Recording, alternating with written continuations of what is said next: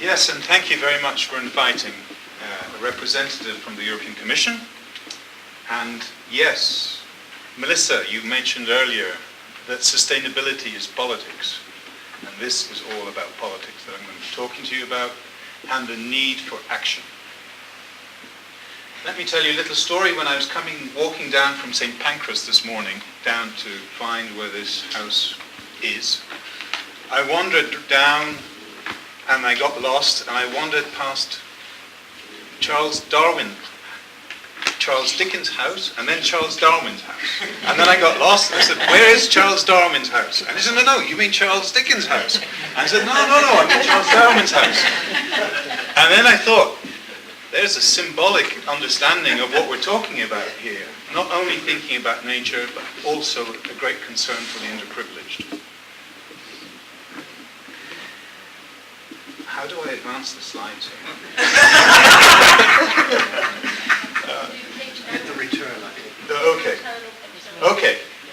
What I'm going to talk about is how we're treating environmental aspects, and including the considerations of transgressing various kinds of boundaries in the global context and the global governance context. And also I want to shoot out to you a number of warnings of the way things are evolving, and where I think action from stakeholders. Are there any government representatives here? No. So we're all stakeholders, right? Real action is going to be needed in the coming years at the global governance level. Currently, there is a lot of discussion at UN level and internationally about the post-2015 agenda. Essentially what that is about is thinking how we can move from the Millennium Declaration that started in 2000 and the Millennium Development Goals, which primarily addressed issues of poverty, and considerations from the Rio cycle of conferences dating from 1992 to last year in Rio again, on sustainable development and sustainable development goals. And how one can create some kind of superstructure of goals, objectives, a vision for humanity to at least 2030 or beyond, that will include not only the burning problem and scandalous problem of poverty that has been existing for such a long time and is now, there is potential to try and relieve it, but how to tie also the serious challenges posed to sustainable development globally. So, Millennium Development Goals have, by most people, in most people's eyes, seem to be quite a success. They were a real catalyst for change across the world, in many governments, in many countries. This is undoubtedly true. They only cover certain aspects of the issues, and there are many aspects of Millennium Development Goals that still have to be achieved, and those have to be achieved within the next 2 years. But there are many other aspects, including the aspect of global sustainability. Now, there have been a number of commitments made in Rio that now action needs to be taken on. In particular, last year in Rio, one of the commitments was to establish sustainable development goals that would act globally, that would have a global imperative, and that would contribute to the future sustainable development agenda. Currently, there are working groups set up at UN level, or I should say, to be correct, intergovernmental level, and I'll come back to that later because there are some problems with that. Not only because of our concern of EU representation, but also because of stakeholder participation in those processes. I'll come back to that later. These processes are set. They are deliberating already, have been deliberating various areas for consideration for future goals. Next week, there's a special event in the UN on the MDG review. And there is now already announced a kind of action plan towards 2015. And probably in September, there's going to be a global summit that will bring all this together and announce a future framework of goals and targets and objectives, including means of implementation, including a form of review structures for a future set of global goals. Got to hit hard here. So, the EU, both the European Commission and the European Union, that is the European Commission and all its member states, have both in a number of adopted articles identified that both the elimination of poverty and sustainable development are two of the world's pressing challenges. And both of these have to come together in a future framework. And I want to quote some wording from the EU Council conclusions from June this year, that the post-2015 framework should work towards sustainable development to eradicate poverty. So, in other words, that the eradication of poverty has to be carried out in a sustainable way, which is very important, and in all its dimensions, all aspects of poverty, not just monetary poverty, and to ensure sustainable prosperity and well-being of all people within planetary boundaries. So it combines the drive for both eradicating poverty in a sustainable manner with sustainable development issues for all. This is a global and universal agenda. That means that it's not only an agenda for helping the developing countries, it is also an agenda for emerging economies. It is also an agenda for us, the developed world, here in Europe, in Australia, in the US, and in Canada.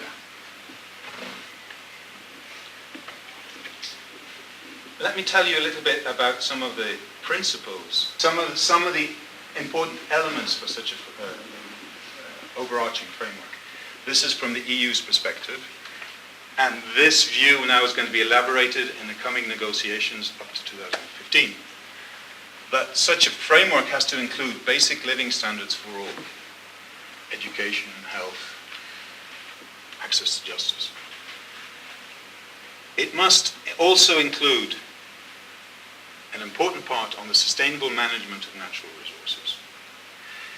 It must also address the drivers of the transformation to an inclusive green economy, the drivers of green growth.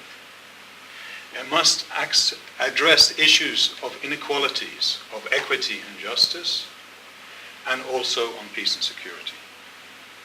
These are very broad themes. These are big issues. From an environmental and a sustainability perspective, we think this has a very good balance because it has 2 out of 5 of these big elements: the sustainable management of natural resources and be driving towards an inclusive green economy in the future. These are some of our reflections of some of the options for goals and targets that should appear relevant to those 2 spheres that I identified as important. Aspects of sustainable energy, on water, oceans, the state of oceans, both marine biodiversity and fishing, lands and forest, sustainable consumption and production, and aspects that trigger change towards an inclusive green economy, as well as, of course, biodiversity.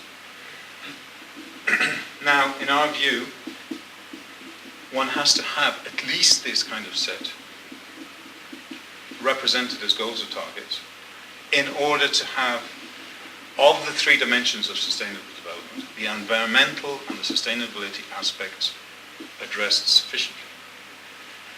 Now, a warning signal is that there's pressure from different parts that, in fact, natural resources should be basically grouped into one small setting, and that, of course, other issues are much more important. What we're striving for is a balance, and this balance will be very important to maintain in the future. There are shorter-term interests, medium-term interests, and longer-term interests. And in our view, the future framework has to be able to span all those. And by longer-term, we mean more than the next 15 years, towards 2050.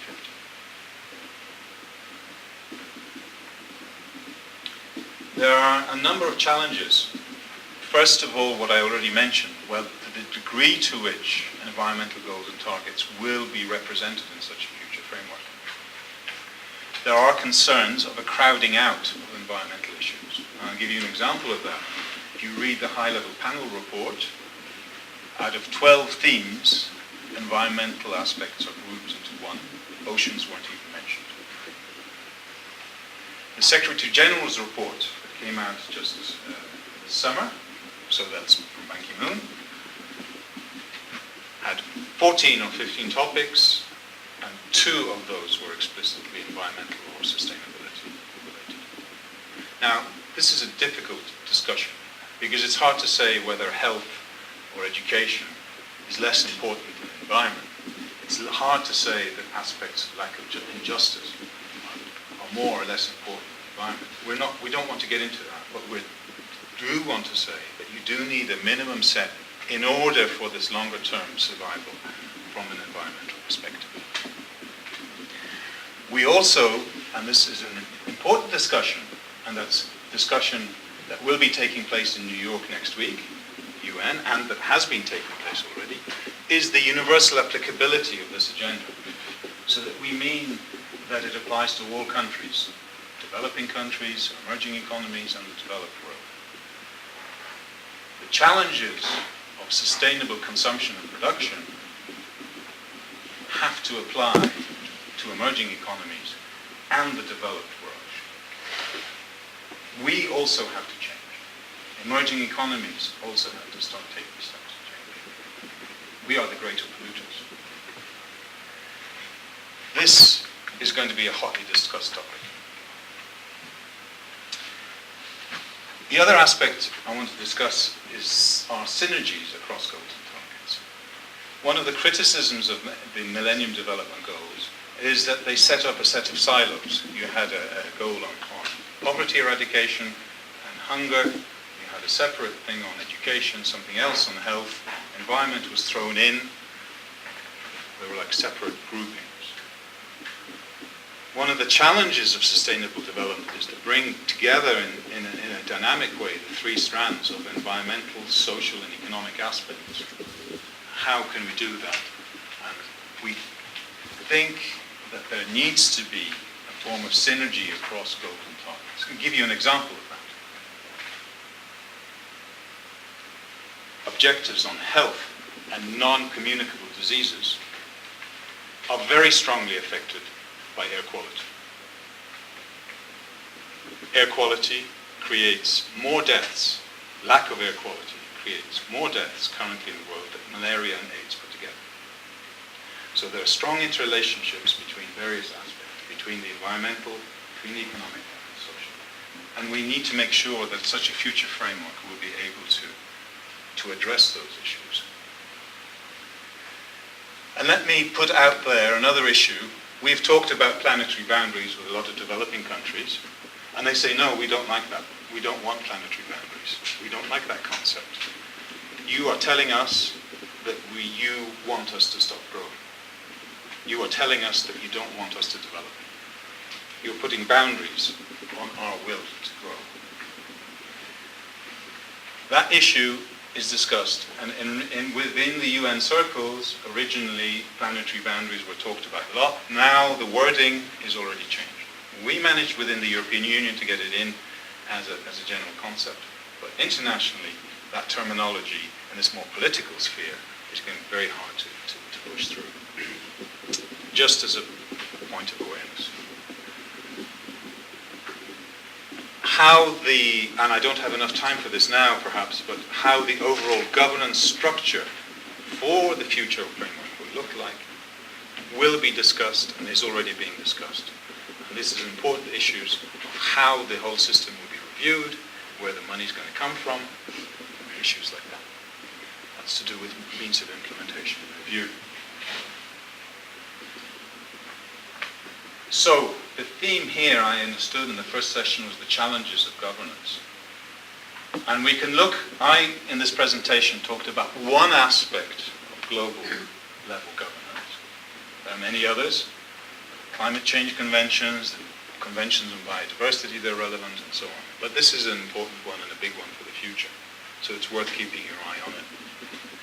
Of course, you can also look at things at European level governance, where we have a number of policies and treaties, talk about that as well, but also at national level and local level. So I think our discussions need to be framed a little bit about governance at different levels and where to act. But I just focused on the area that I'm working on.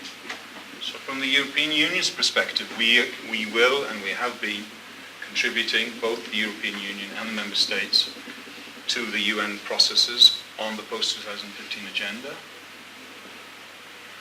The EU has a range of environmental policies and sustainability policies in place that it's pursuing. But the point I want to make quite strongly here is that particularly on the international processes, this is an opportunity and a need for stakeholders to get involved. And I come back to what I described as the difference between a UN-driven process and an intergovernmental process. UN-driven processes officially have stakeholders built into it. Some of the processes decided for the post-2015 are intergovernmental processes. And our questions are, and this has been raised by the Commission to the UN, to what extent are stakeholders fully involved in those processes? We need stakeholder engagement and stakeholder views for full, democratic, overall input to decisions. Everybody has to feel part of the solution. And it is very important to make sure that stakeholders get engaged at the international level, at the intergovernmental processes, and at the UN level for big decisions that otherwise would just be made by governments. Thank you.